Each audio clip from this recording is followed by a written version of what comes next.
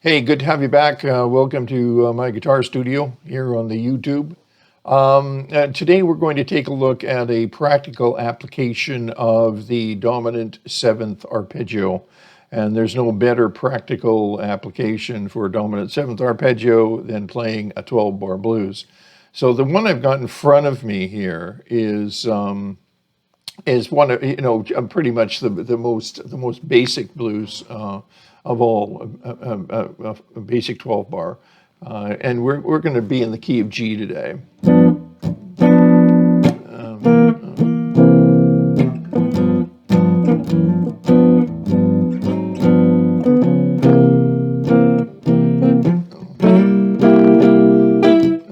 G.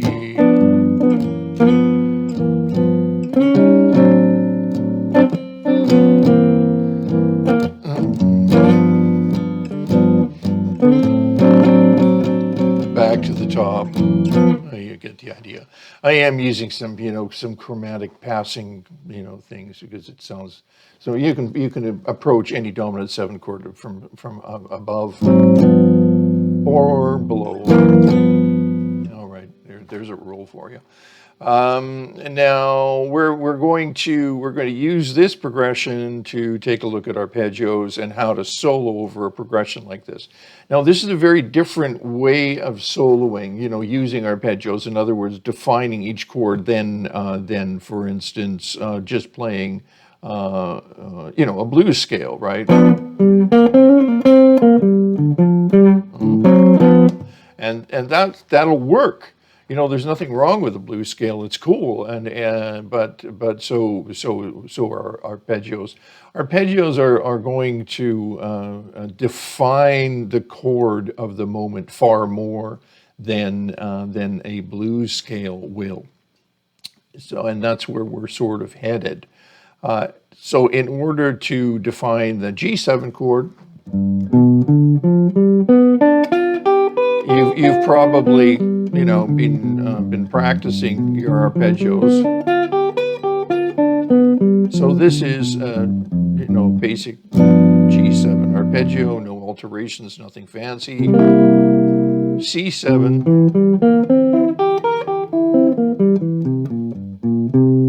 Right. Again.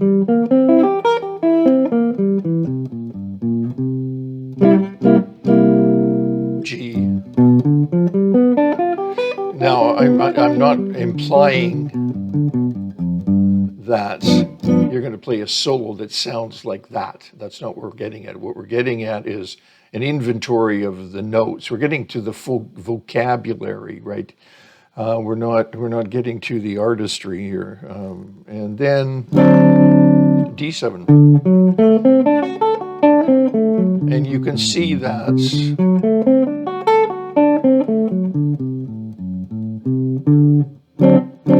it forms a nice, neat little blocks here with the chords. Right? G7, C7, D7, and back to the G7. Okay. Now, when you're using arpeggios, and I should also mention I'm imagining that you have worked through the arpeggios already, so I'm sort of jumping in with that idea in mind. I have done a video with these arpeggios. You can find this in this book here, which is Essentials for the Improvising Guitar Player, Guitarist, Building a Functional Understanding of Arpeggios, and for that matter, chords, because arpeggios are a linear expression of a chord.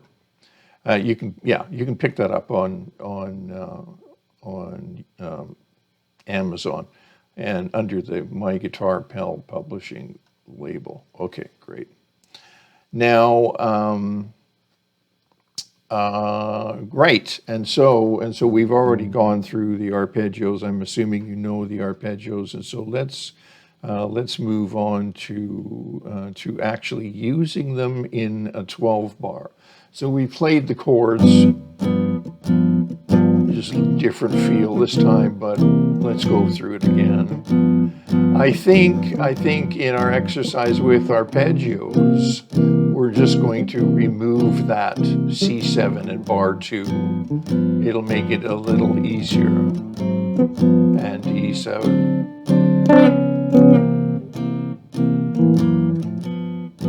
And then turn around.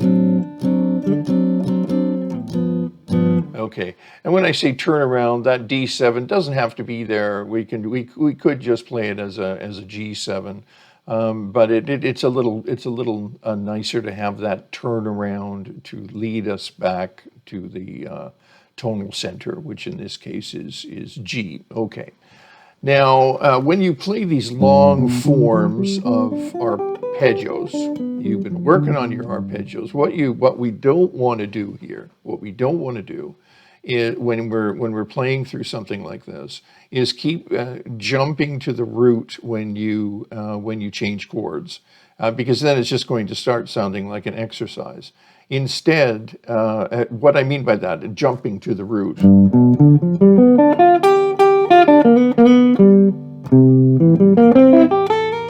Right, that kind of thing. You don't want to, jump to the naming note of the chord. Instead, what we want to do is wherever you're building your phrase, you try to voice lead to the next chord with as economically as possible. In other words, you should just be a semitone or a tone, or maybe a third away, but you don't want to do any big leaps. All right, so here I'll give you an example. Let's just start this arpeggio, G7 arpeggio right here. And we said we're going to eliminate the second C7, and I will, because we're going to get to it here. So let's just play 4 measures of G7. 3, 4.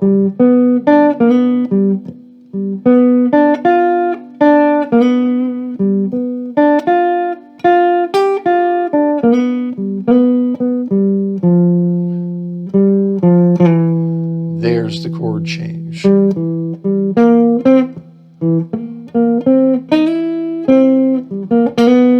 There's the chord change. I see it's right where I'm, right in the region that I'm already in.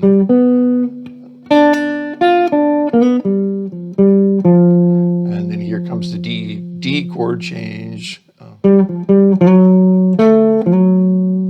Right, it's right underneath my fingers there. I don't think I could have leapt to the root, but instead I go from the G7 to the third of the D7,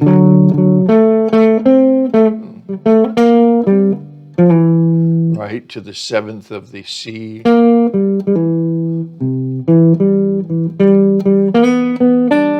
turn around,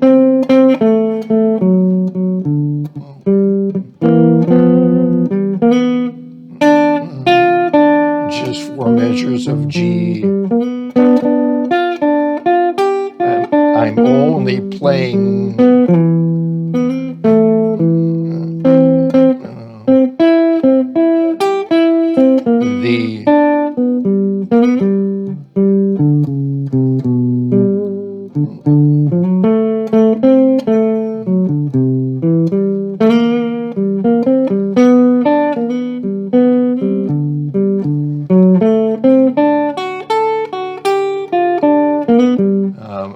playing the notes of the arpeggios, and as you can tell, I can't talk and play at the same time, think of lines at the same time. It's like a short circuit was going on there.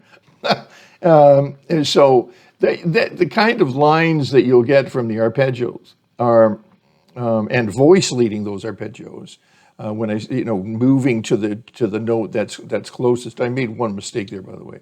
That's when I panicked and stopped talking. But you can hear this.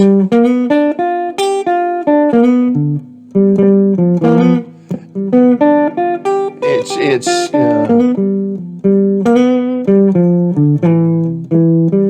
you can tell where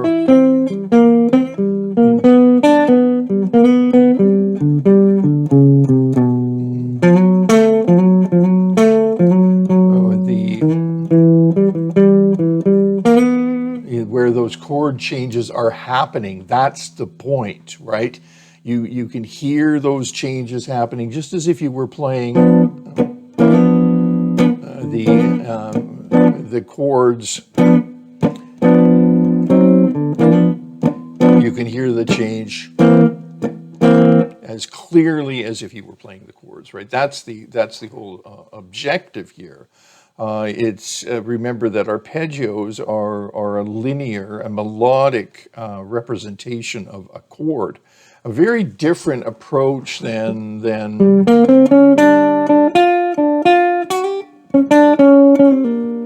right.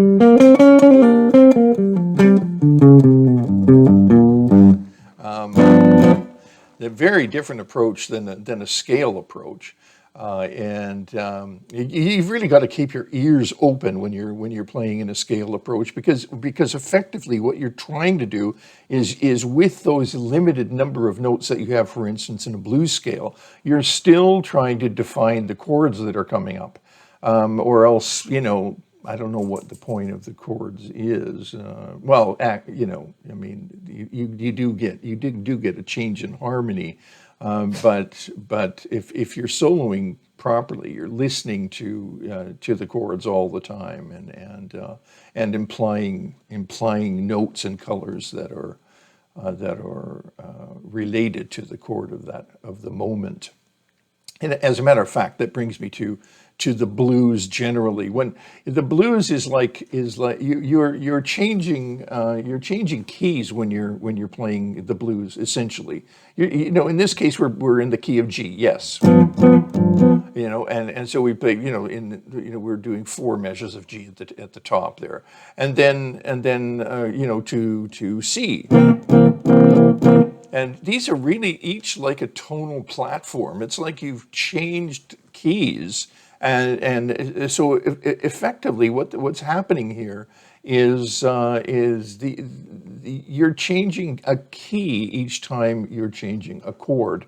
If this were a diatonic chord progression like that, meaning that if these chords came from if we were looking at these as being derived from a scale, G7 we'd say is derived from a C major scale. C7 would be derived from an F major scale, and D7 would be derived from a G major scale. Or we could also say that G7 is in G mixolydian, C7 is C mixolydian, D7 is D mixolydian. But the point being that when we're playing in the blues, when the blues is actually flipping through keys pretty quickly, and that's why that's why it's so cool to be able to use arpeggios and define the chords. Now I'm just going to give you one more thing before we pack this session in, and for fun, and this is the only alteration you get. You can flat the 3 in the arpeggio. So if we take a G7, let's take it from here. So here's our 3. Well, you can also flat it. Here's a 3 at the octave, and you can flat that 3, and so from the flat 3 blue note.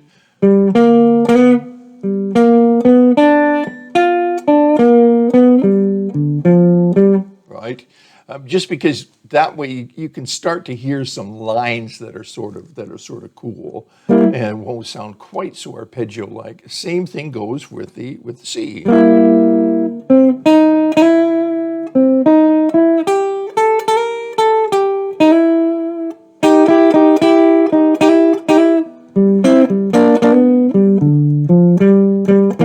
Right, flat 3 again on the G, flat 3.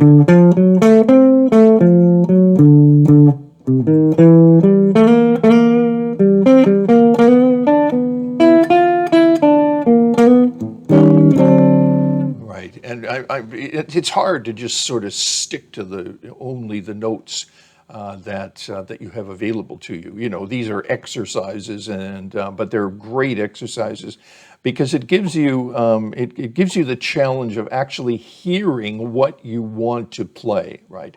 Alterations can be added later. You can add flat nines and flat fives and raised fives and all sorts of stuff and chromatic connections, and you know, and they're all fun and they're good. But before you do that, you have to build a pillars of knowing exactly where your seventh arpeggio is, exactly where it is underneath your fingers, and only that, no alterations, just the seventh arpeggio. And when you're playing through a blues like this, you're making those connections, your voice leading to the next closest note of the next chord, right? So G, if I'm in G,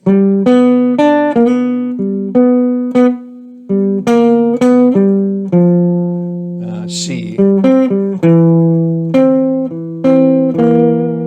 right? So we can, you know, you can hear that change happening right away. Bam, we're in the C, right? Now. So that's what this is about, defining those chords, making sure that, and making sure you're banging out those defined chords right in the right place, and you know, right at the top of the measure, right? Or you know, or anticipating the measure by a little bit is really cool too. So that's all I had to say today on this topic. And dominant seventh arpeggios, you can flat the three, really classic note use of the blue note against the chord. There's lots of nice little lines that you can build, or double stops. You know, that kind of stuff that you've heard probably 1,000 times before. Okay, that's it for today. I hope that that was a help for you, and this is a good pathway. If you haven't been on this one before, stick to it for a little while and check out the scenery. I'll see you again real soon, I hope. And let me know if this is helping you out at all. Click like; it's a big deal. Apparently, they tell me. And also because we're just getting going too, so yeah, like click like, that would be great, and subscribe is even better because it lets me know who my audience is, and where I should be going, and so you tell me that, you let me know in the comments. All right, so thanks for dropping by, and it's 12 bar blues with arpeggios, and you're allowed the flat three. See you soon.